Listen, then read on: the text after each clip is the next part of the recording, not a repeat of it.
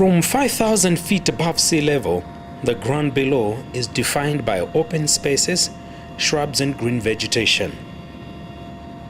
Descending and getting closer to the ground, evidence of human settlements begins to come into view.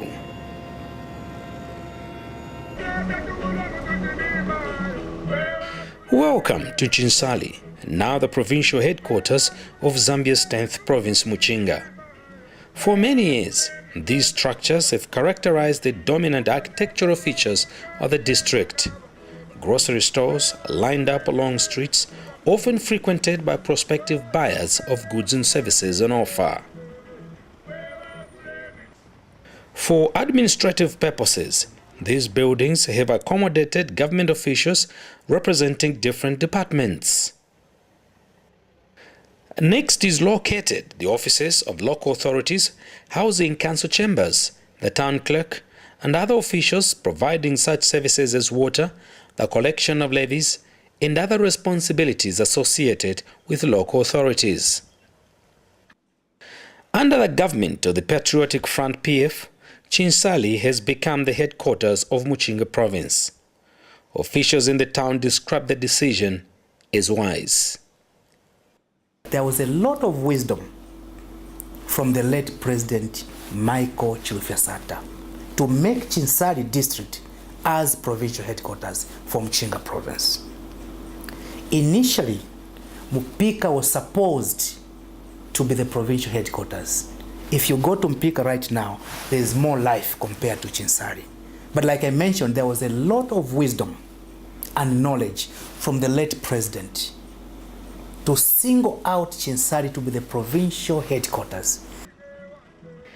Beneath the apparent laid-back appearance of the district lies a rich history of Zambia's struggle for independence, a history officials here hope should come alive following the elevation of the district status to that of a provincial headquarters. Chinsali, as you know, occupies a very pivotal role in the emancipation of this country. The notable figures that played a key role in gaining our freedom: Dr. Kaunda, the first Republican president, the late Simon Mwansaka Pepe, and many others.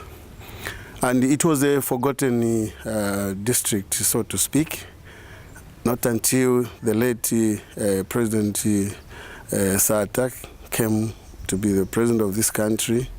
And because he had in his mind the fact that Chinsali needed to be put in a place where it belongs in terms of placing the significance that it played in the emancipation of this country, he made the Muchinga province and made Chinsali to be the provincial headquarters.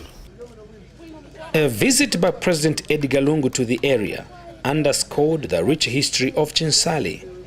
This is the home of the late Simon Mwansaka Pepe, who joined hands with other independence struggle icons born and raised in this part of the country. His widow Salome still lives here along with her daughter. The president and his staff were evidently delighted to visit a home that holds so many memories for Zambia. Chinsali is the birthplace of Zambia's first Republican president, Kenneth Kaunda. It's home to Lubwa Mission, a place that received Dr. Kaunda's parents and today holds their remains since their deaths many years ago. President Lungu came to this place in the company of Dr. Kaunda. In his address to congregants during a Sunday church service attended by Dr. Kaunda, President Lungu reiterated the significance of Chinsali by declaring Lubwa Mission as a landmark national monument. So from today on, this place, we will be issuing a gazette notice according to declare it a national monument. So that is preserved for our children and children to come, so they can appreciate where we're coming from and how the motto of One Zambia, One Nation, it was coined by Dr. Kaunda's influence from the teachings of this place. Dr. Kaunda was evidently moved by the president's declaration, coming when he is aged 92. He reminded the audience of this fact, as though ominously reminding them, "I may not be with you much longer."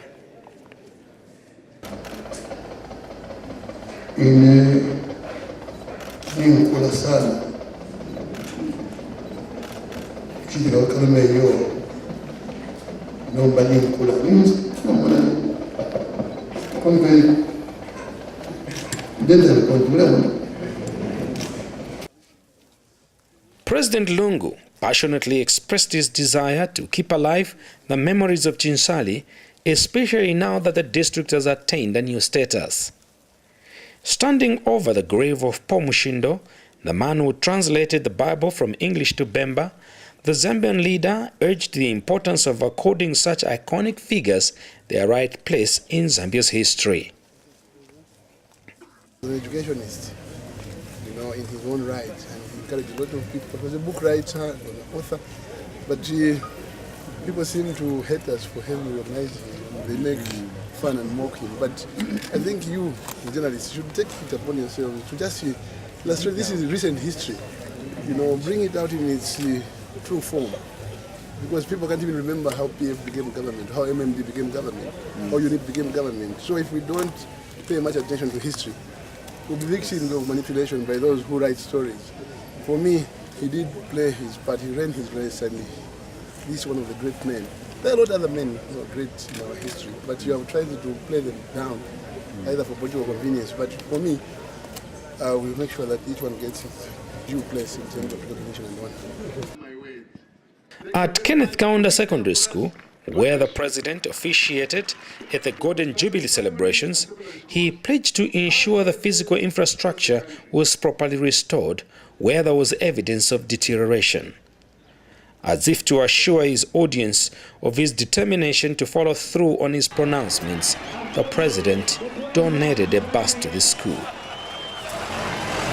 Officially opening the bus for the youth, and then to goes with the former Keke boys.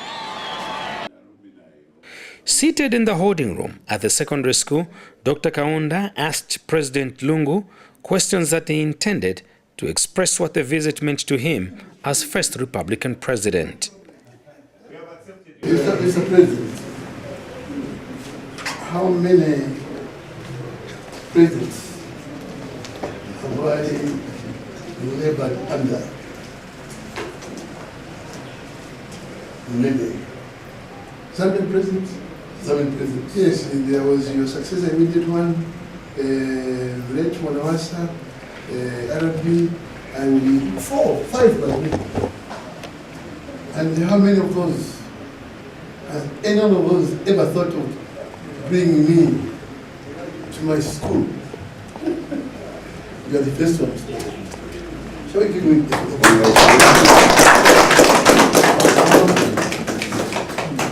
You are the first one, Mr. President. And therefore, I am very grateful. The time I heard that you're going to bring me here a few days ago, up to this point in time, I am a very relaxed old man. Against this backdrop of a rich history, Chinsali is now gaining the shape of a provincial headquarters. New buildings, office and commercial are rising where there was none. From the word go, authorities here would like new buildings to follow ESET standard. Our role has been to ensure that we provide an enabling environment through which this development can continue to take place. What we did at the beginning of 2012 is to ensure that we halted any form of development, because we realized that we needed a plan, to guide development, a plan that is meant to guide development so that there's no haphazard development taking place in Chinsali. We also learn, from the mistakes of other municipalities who may have allowed development to take place haphazardly and has led to mushrooming, unplanned infrastructure. Law enforcement in the province will be coordinated in this building several stories high. It's a structure that could compete favorably with any in any part of the country, the region, and the world at large. President Lungu had visited in the company of the Inspector General of Police. We have finished up the Provincial Police Force headquarters. What we are remaining with is just to do the carpeting, furniture, and a bit of lifts. At the moment, officers from the Office of the Auditor General are squatting at the provincial headquarters. They too will be moving to their new premises under construction at the time of filming. As you know, government, one of the policies is to ensure that there's accountability in the resources, especially funds that are allocated to the provinces. So in order to make it, to facilitate the auditing, timely auditing of the funds that are sent to the province, the Auditor General also embarked on the bid to construct its offices for the Auditor General's office. And within the next 3-4 months, that office should be put into use, because currently we have a team of 30 officers that have been posted to Muchinga province to audit government departments. Currently they are all being housed at the Provincial Permanent Secretary's office, which is not very conducive. But because of the commitment of the officers and also the Auditor General, they were to be sent well in advance to come and position themselves. The provincial administration is awaiting completion of their buildings that are spacious enough to comfortably house all the officers. Currently, they are all crammed in the old building. Once completed, the new building is expected to stand out in its architectural beauty. And I want to thank the civil service of Muchinga province. They have worked, and we have worked in very difficult conditions. From the time Muchinga was pronounced as a province, these people you are seeing, the journalists, the head of departments, they were squatting, others sleeping under the trees, others in one room, you know. That was total and absolute sacrifice to make sure that the level it has reached now, more especially like Chinsali, I can tell you the time, even if I was not here, I have got all the records. You couldn't see life around here. So I want to thank the civil servants that with difficult conditions, they have made it easier to make sure that Chinsali developed, and of course the entire province. Chinsali is poised to receive an unprecedented number of public servants that would demand accommodation far beyond what the current stocks can afford. Authorities have done their homework. A new residential area is already in place, simply awaiting occupants. Low, medium, and high-cost housing units have been built. Soon the area will be filled with new life as more and more people troop in to take up residence here. Because of all these infrastructure that are going on, we have seen an exponential increase in terms of need for housing accommodation for officers that have been transferred to Chinsali that are bound to take up. So this has created a spin-off in terms of spurring the people to start investing in housing units, and in order for them to accommodate the ever-increasing number of officers that are being posted to this district. Because of that, it means that people now have an opportunity to invest in housing and then make some income out of it. One other investment for which Chinsali is expected to be known is the Robert Makasa University, which soon will be teeming with student life and activities as it stands ready to open its doors to its new residents. Almost 100% of the major works were done at the time of filming. We have got 4 lecture rooms. We have got 4 lecture rooms, as you may see. From there, we have got 1 library. Then we also have got the 2 lecture theaters. In the 2 lecture theaters, I've got a maximum capacity of 501. Also, the library has got 1,000 capacity. It is a 2-story library. Then just more details on the lecture rooms, on the 4 lecture rooms which we have completed so far.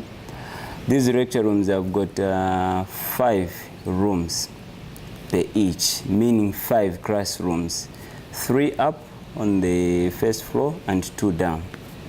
Then apart from that, we have got 4 hostels. The hostels have got a normal capacity of 640 students. Then we have also done, in phase 2 now, we have also done an administration block. We have done some walkways. We have done the sewer ponds there, which are 3. And we have also done walkways. And as you may see, I'm sure you have seen when we are coming on the way, we have just started preparing the roadworks. So those in summary are some of the works which we have done so far. 15 houses for members of staff are already complete. They are spacious and the premises on which each house is built are large enough to ensure privacy and independence from each unit. Traditional authorities in the area are upbeat regarding the investment prospects coming to the area. Ifwe abana b'esukulu nga bayisa tuli ababutotero sana pakutinga nifwe benefwe bamwine mushi badi tuitire twayisa abika kona mafunde okuti abana b'esukulu bayisa teba kutwala ko bwangashi na shine babuteko nga finofine tulefwaya nabo bapelo obuyantanshi kuli fwe bafyashi no muchinshi pakuti ati tuli abachetekera ngwafu makumbi lero tuli abachetekera kange tulefwa abatupera kona market ya kuti abana b'esukulu na fyonse tabaleya kumbi kufuma awe tulefu afena ifwe bashita fidafini inafine akatwe pali bachikwemba filabena wapere nsambu oba anakubantu peri kwa bachi utuma orange bacheshe bali pasukuru ebuto telefo tupere kuli imwe kange tule mukunkwira naba kalaisa abana b'esukuru tulefu anabo babefya aba bafe free kuno bali takwa benkala matukwa bafinshi eko tulifwe ba dibani fwe ba control abana. Local authorities are now urging those that have already been allocated land to begin developing them now instead of waiting until the university is opened. The response has been good. The only problem is that sometimes certain investors, upon getting land, they want to wait and see. But we know that very soon the university will be opened, and I think as soon as the university is opened, we may see an unprecedented movement of those that applied for land coming, meaning to Chinsali to start their development. What we've also done is that we know that when the university opens, there will definitely be a lot of services that will be required that go with the university. We believe that the university is a community that must be provided with various auxiliary facilities. So as a council, we already have moved in to ensure that we have adequate planned land for commercial purposes, those that want to put up banks, hostels, and feeding stations, shopping complexes to support that particular community. So we actually ahead of time. Some private investors are already on the ground putting up structures. This filling station, for instance, is a private initiative responding to government's policy decision to turn Chinsali into a provincial headquarters.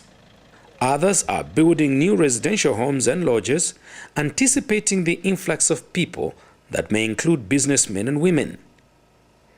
As more and more people come to the area, Chinsali's business potential is expected to be exploited for the good of both residents here and beyond. There's a cliche where they say, Chinsali ni kuitonta kushuma lubanga. Now, that is a saying which seeks to tell you that the people of Chinsali are quite daring. And no wonder the prominent politicians that played a key role in bringing independence to this country came from this district. But the reputation is not in the negative sense, it's in the positive sense, meaning that the people are ready to be challenged and they are ready to position themselves in such a way that they play a pivotal role. And all that is required is to give them the resources and this district could go leaps and bounds. As Chinsali shapes up as a new provincial headquarters, the PF government would like the private sector to position itself to provide the much-needed support services and industries that should maximize economic benefits arising from government policy initiatives.